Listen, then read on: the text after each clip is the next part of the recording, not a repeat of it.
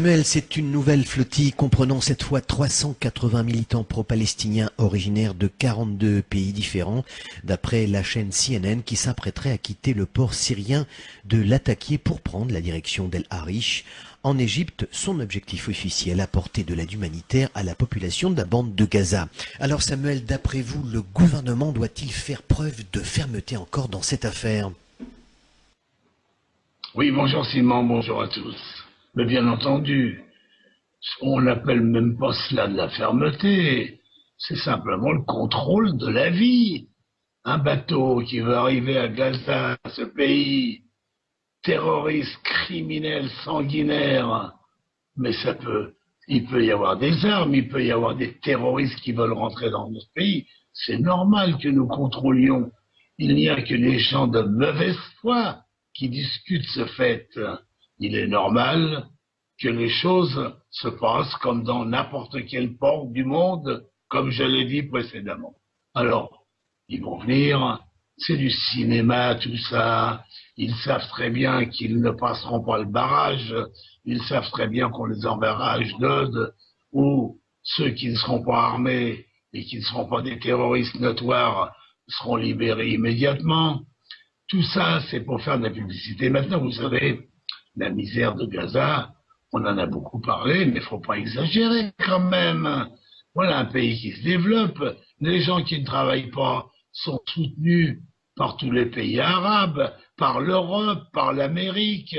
Des milliards rentrent, des milliards sont volés par les dirigeants, comme on a l'habitude de le faire chez les terroristes. On connaît le tarif. Les dirigeants terroristes volent systématiquement 50% des sommes qu'on leur donne pour les aider. Alors là, bien entendu, étant donné que les pays arabes producteurs de pétrole ont des gros moyens, on envoie des sommes importantes non déclarées.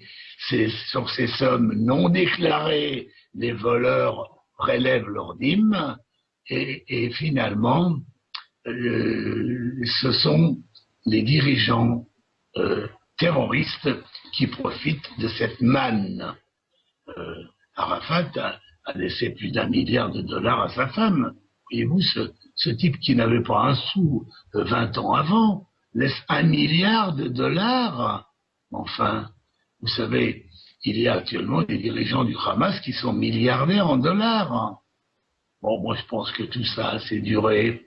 En plus de ça, alors on nous fait des comédies, on nous envoie des bateaux, on parle de la misère. Qu'est-ce que c'est que cette misère? Elle intéresse quelqu'un? Vraiment, les dirigeants, eux, ont envoyé leurs femmes à Londres, ou à Paris, ou en Amérique. Les enfants font des études universitaires. Il n'y a pas de kamikazes, hein. Parmi les enfants des dirigeants, on n'en a pas jamais vu un seul. Ils savent choisir les kamikazes dans les couches pauvres. Tout ça est une grande comédie.